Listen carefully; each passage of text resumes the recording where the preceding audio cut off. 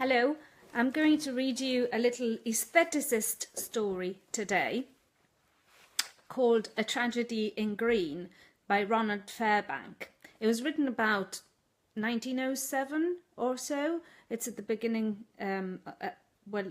obviously at the beginning of the 20th century, but I'm not sure exactly what year, around 1907, 1905, something like that. The story is preceded by a little what looks like a little quotation of a dialogue, maybe from a play or something like that. So that comes before the story.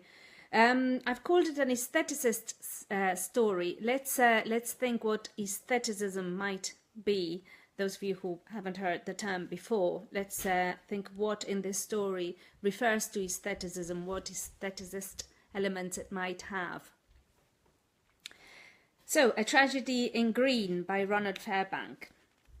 To the inspirer of the tragedy, Sir Coleridge Kennard. Pierrot. Pierrette, you're looking so serious today. I am going to invent you a story. A perfectly heartless story. Pierrette, her hands clasped. Oh, dearest Pierrot, I love stories, especially the kind that make one cry. I enjoy to cry. Besides, I have the sweetest pocket handkerchiefs, real Venetian point. Pierrot. My incomprehensible Pierrette. There will be no need for that. It's a funny story. Pierrette, bursting into tears. A funny story? How vulgar! Pierrot, kissing her.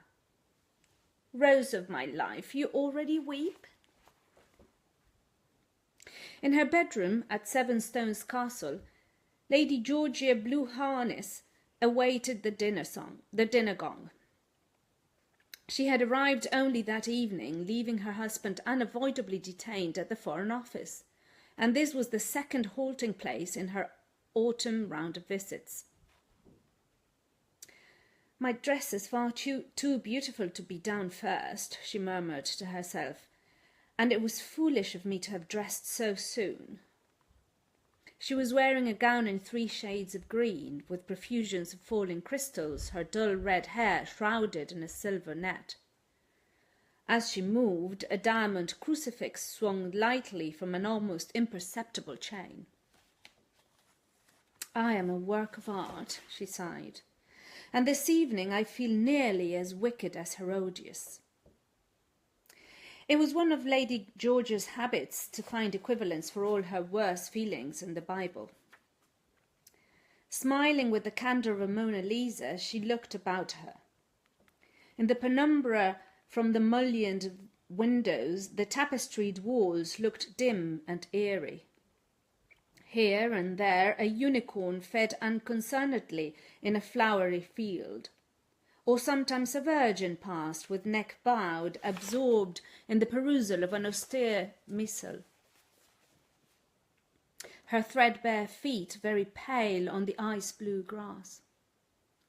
On a bracket above the bed stood a little boxwood image of a saint with a very long neck, holding a sheaf of lilies, and behind the dressing table, white as an altar, steps rose to a platform in the bay window where a luxurious sofa piled with many cushions stood solitary, offering rest and a view of the stars. Lady Georgia sighed again. If only, she said, addressing herself to the nearest and most sympathetic unicorn, if only something would happen. Why did I marry a man who is forever busy compiling his memoirs or doing nothing at the Foreign Office all day? Ah, why? To live solely for dress or for what people so curiously misname pleasure. To be spoken of invariably as the aesthetic Lady Georgia, even when one is only wearing a muslin blouse and a bunch of primroses, is surely not to exhaust all the possible emotions of life? And piqued by the unicorn's unintelligent silence, she added sadly, Silly beast, graze on. Far away over the gardens from the village of Sevenstones, the church clock struck 8. 8 silver notes like the petals falling from a rose. On the terrace below she could see the upturned face of a statue smiling at her through the dusk.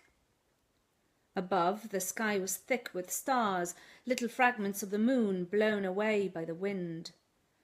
And through the open windows came a scent of flowers, a subtle mingling of wallflower and stock, wafted in upon the night air in overpowering persistence. Lady George's irritation against life increased.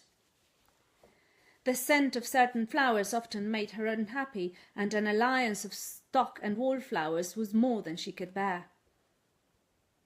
"Why is that horrid Mrs. Graveston staying here?" she complained. "The sort of woman who will play Debussy before lunch when every village child knows that it should be only listened to by electric light. And why did Geneviève pack my Vauvenard, the only man that has ever really understood me, in my riding skirt at the bottom of my box? Still, perhaps a little poetry will compose me almost as well. Something about daffodils, I think. And tired shepherds asleep under great big trees with a glimpse of Mount Etna through the branches." And she crossed over to the bookcase, moving slowly, her hands clasped above her head, carefully to avoid crushing her Greek coiffure. There were a great many books, and the choice was embarrassing. Lady Georgia read the titles over, murmuring them to herself. Fabulous Histories of Maids of Honour, The Home Life of Lucrezia Borgia, Mrs. Turret's Adventures in the Harz Mountains, The Cult of Osiris, Prayers for Pierrot, and then suddenly her eyes fell on a curious-looking book, bound in ivory-coloured parchment. At the sight of the book, she could scarcely explain it, her heart stood still.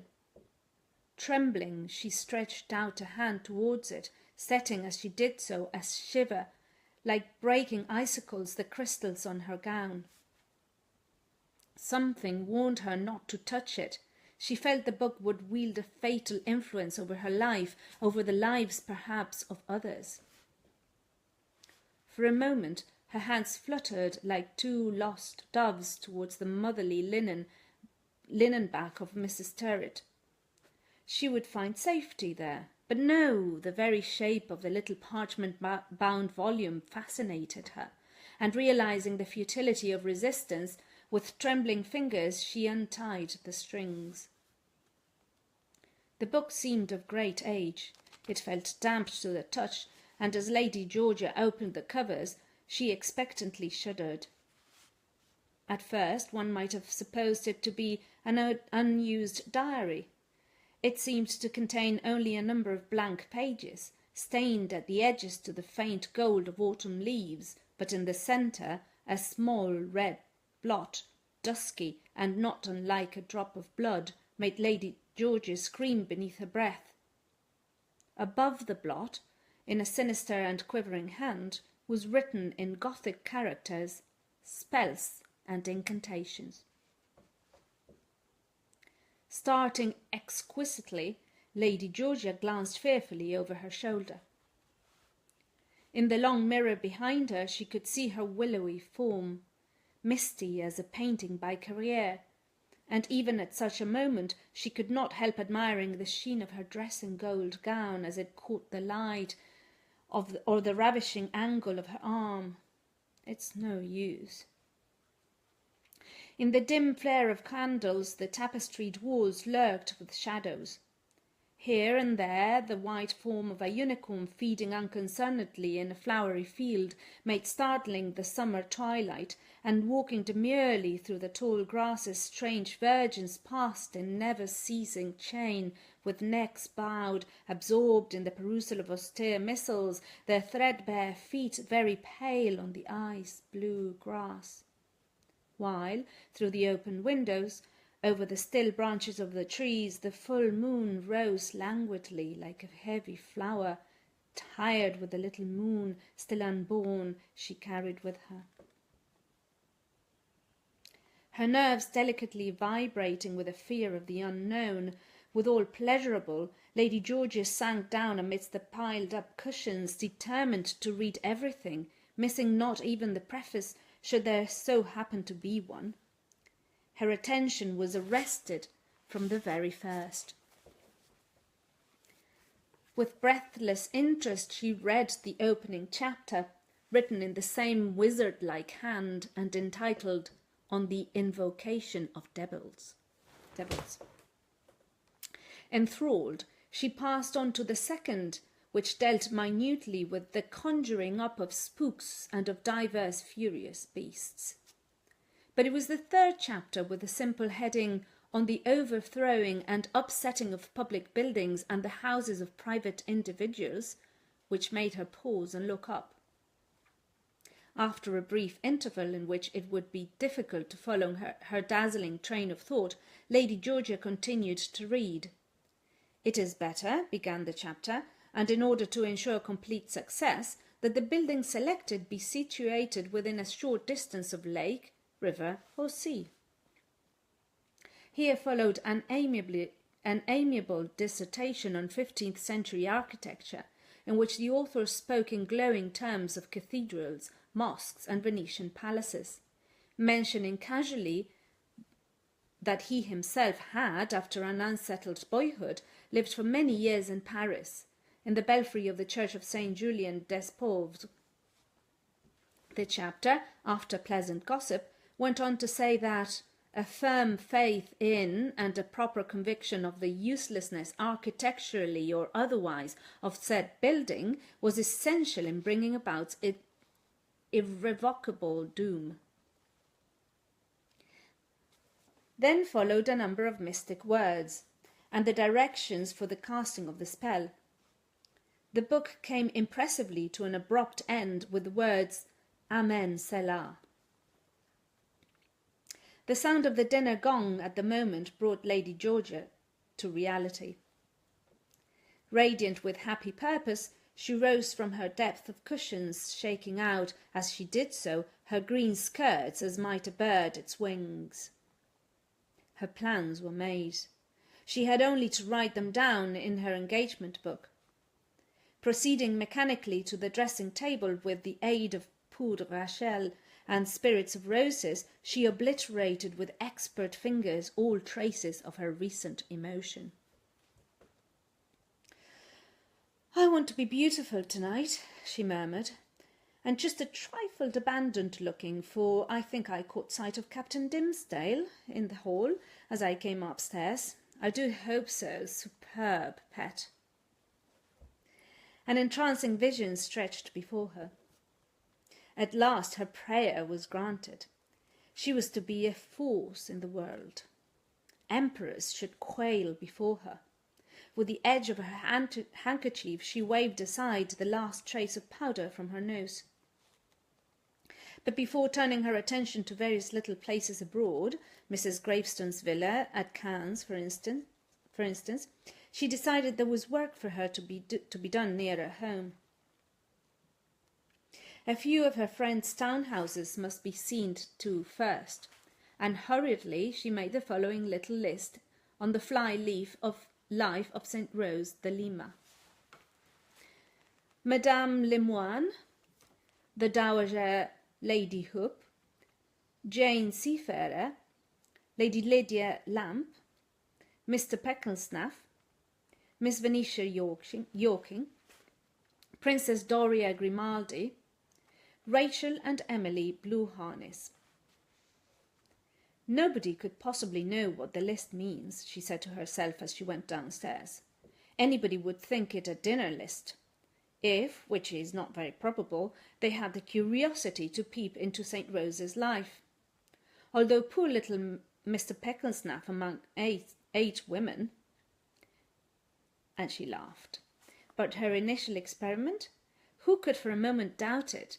She would overturn the Foreign Office into the lake of St. James's Park, and at the same time debarrass herself of her husband.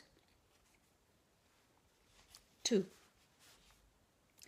It was a Tuesday afternoon, a Tuesday more drowsy than any Tuesday he could remember, in all his long reign at the Foreign Office, and Lord Blue Harness nodded in his efforts to keep awake. He was writing to his old friend, General Lovelock, to thank him for a rare cactus that had arrived that morning from the east. "The flower is most exceptional," he wrote. "It is a most exceptional flower." Decidedly, there was something peculiar in the atmosphere that day. The air was so still, it seemed bewitched. In St. James's Park, the swans brooded motionless under the shadow of the trees, and a woman hidden behind a green parasol had sat by the water's edge since early morning, as though too indolent to walk away. There was something sinister, Lord Blue Harness thought, in that motionless green parasol. The very shape of it troubled him. From the adjoining room, the faint sound of presses opening and shutting broke the drowsy stillness. For 20 years he had been familiar with the sound, and just now it soothed him. "It is a most exceptional flower," and again his eyes strayed towards the park. Monstrous, he thought, to be detained in London at this time of year. There was Georgia gadding about in Scotland and enjoying herself. But was she in Scotland? She had not written for a week. It was most extraordinary. A young man entered the room with a sheaf of papers. "Any news?" asked Lord Blue Harness. "To have caught King Bomba at last," murmured the young man vaguely. "But excuse me, sir, have you noticed the colour of the sky?" "Is it not the colour of the seventh veil of that remarkable Greek dancer whom I once had the pleasure of seeing perform at tea in your mother's drawing-room? To be more precise, is the sky not blue?" It was one of Lord Blue Harness's idiosyncrasies to address those younger than himself in the tones of a duke in a Jacobean melodrama. "The sky is not blue," answered the young man in a strange voice. "It is vert de paon." And with that he withdrew as quietly as he came. The sky had in truth undergone a sudden metamorphosis. A gold and peacock green cloud, like an Eastern prayer carpet, was advancing leisurely towards St. James's Park. It seemed for a moment as though it would shatter itself against the tower of Westminster Cathedral, but swooping cautiously aside avoided the contact. Following at a short distance behind, 2 small clouds in close conspiracy threaded their way, and these 2 small clouds were the most beautiful Lord Blue Harness had ever seen. They were of all the colours of an Indian twilight, fringed at the edges with a deep rim of silver fire. If a painter were to paint such a sky, reflected Lord Blue Harness, everybody would say it was quite incredible.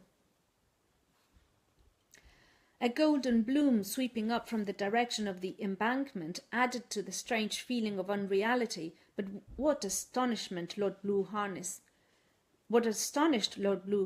most was the extraordinary steely glint on the lake of St. James's Park. He noticed also that the green parasol was no longer there. The wind, suddenly rising, began to sway the yielding trees in a riotous vase, and bore off triumphantly the last loose petals of the summer roses, scattering them like a handful of gems through the park.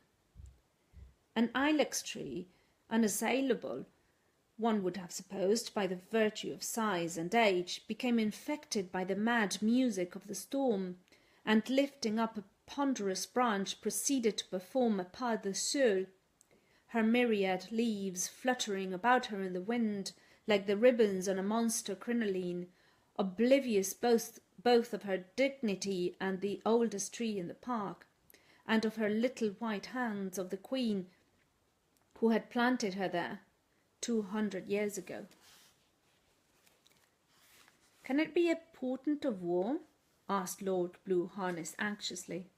"It would be too tiresome if it were, for I have not had a change since Easter."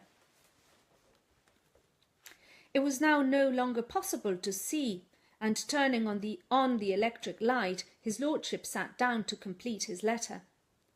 Outside, the wind and lightning were terrific, and a gentle swaying of the floor gave him the impression of being in a train de luxe.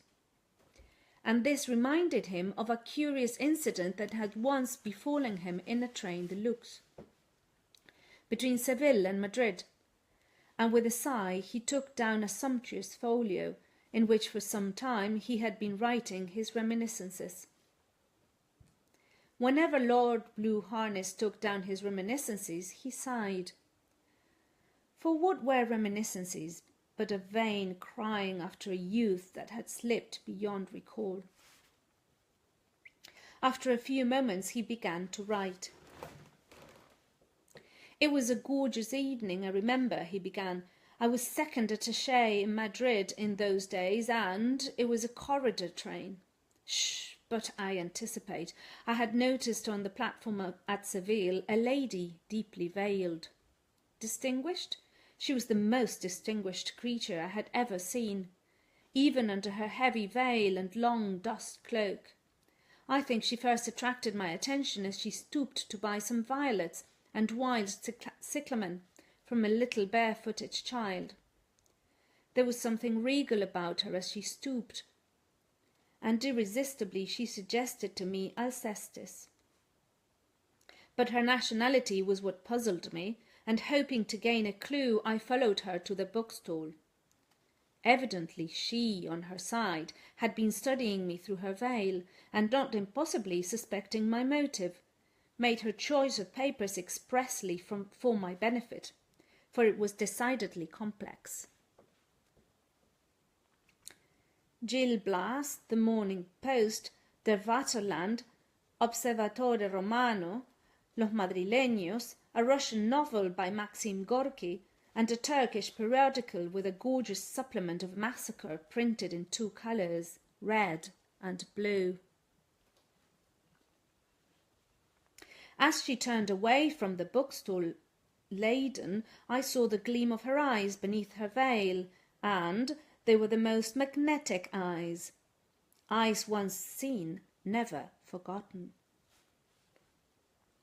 By the time the train arrived, which was quite an hour late, I was enormously intrigued to find out who my Alcestis could be. To my delight, she installed herself in the next compartment to mine, and through the thin partition I could hear her directing the porter where to place her luggage in a voice of quite exceptional beauty. It was a gorgeous evening, and after a while we both watched the sun dip below the mountains from the corridor. When it had quite disappeared, she sighed a long fluttering sigh, and returned to her seat to watch the moon rise from the other side. Alas, the pity of it! The opportunity to ingratiate myself seemed to have forever gone. Soon afterwards, I am ashamed to say, I fell asleep. My dreams took me to the Opera Comique. As I slept, I seemed to hear Gluck's music, and the voice of Alcestis chanting at the cavern's mouth, Divinité du Styx. I awoke suddenly. Surely there could be no mistaking it, the low penetrating voice of a woman and the soft thrum of a guitar. She was evidently singing. Tiptoe I stole out into the corridor, and as I stood there spellbound watching her, I think I may have experienced some of the emotion of the Magi felt when they first saw the Madonna's face. Seated in the full light of the Spanish moon, the intensely white moonlight of Spain, her veil raised, a guitar pressed against her breast, her eyes drinking in as she sang, the shadowy mountains, the orange-clad hills, sat the Empress of 3. It was Easter. 6 months had gone by since the sad affair of the Foreign Office, and in the solitude of a landolette, Lady Georgia sat turning over the leaves of her husband's newly published memoirs, the only thing saved out of the debris, with the exception of an H tie pin which nobody had yet claimed. Instinctively, she glanced at the last page. "Tiptoe I stole out into the corridor," she read, and as I stood there spellbound, watching her, I think I may have experienced some of the emotion the Magi felt when they first saw the Madonna's face. Seated in the full light of the Spanish moon, the intensely white moonlight of Spain, her veil raised, a guitar pressed against her breast, her eyes drinking in, as she sang, the shadowy mountains, the orange-clad hills, sat the Empress of... "Poor man," murmured Lady Georgia.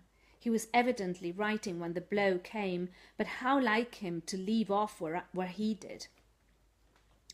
She was looking her very best in an immense mourning hat, turned up behind and caught together by a bunch of black violets almost as large as pansies.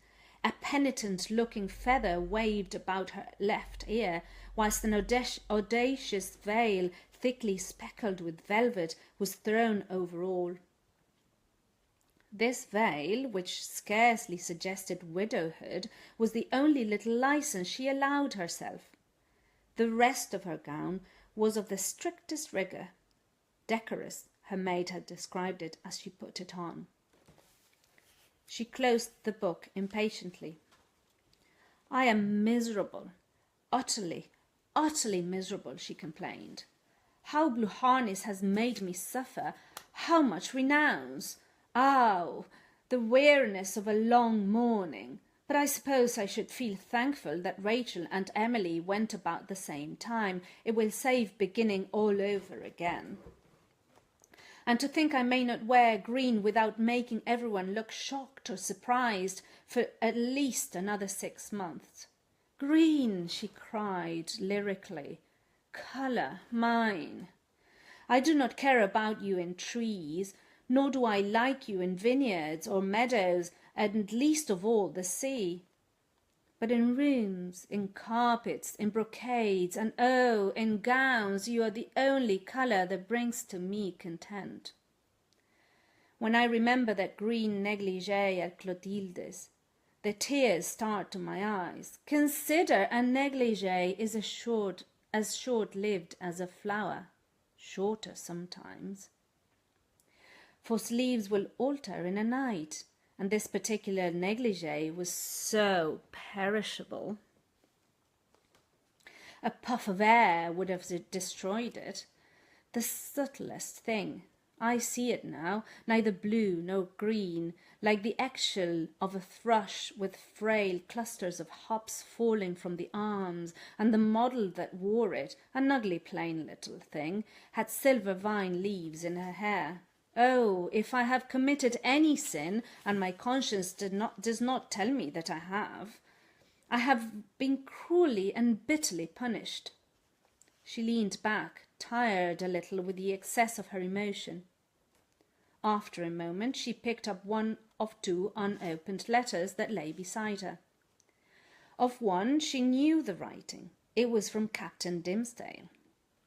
The other looked dull and official. Breaking the seal, she read, "Dearest Queen, your handwriting is beautiful. It is both mystical and emotional, but like all really beautiful things, it does not reveal itself at once. I gather you ask me to dine with you tonight at 7:45? Nothing could give me greater pleasure. Guy Dimmesdale." "Enchanting being! How he understands me," Lady Georgia sighed. At the second letter she smiled, the exquisitely candid smile of the Gioconda. The letter was to ask her whether she would lay the foundation stone of the new Foreign Office. "I think I must," she exclaimed. "It will be a delightful situation, and I shall enjoy it immensely. There will be solemn speeches, and I shall be presented with a trowel and a bouquet of flowers.